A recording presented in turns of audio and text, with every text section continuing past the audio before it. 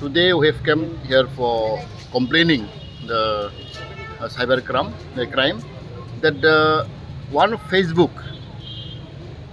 were using the name of Bubagra, which was hacked today, and it is very serious crime that lot of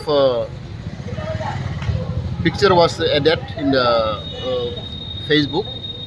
So we complained to the SP cybercrime to look into the matter, and since it is a Bubagra matter, the Tipra Motha are very serious about this matter, and we appeal to the authority to take into action. And I also request all our friends to be careful, because this trend is very much going on in our state, that the social media and hacking is happening daily routine. So we, on behalf of our Tipra Motha, we complain today, and it is very unfortunate that our icon Bubagra, his Facebook, his account was used by our party only, but it was hacked. So therefore, it is very serious matter, and we request on behalf of our party to take into action immediately. Tini sengoro Malaikha, tini SP noro cybercrime ni SP. Senglukha tini aja Facebook, tini Bubagra ni mungti Facebook, seng calok tungmani, abo hackingkha.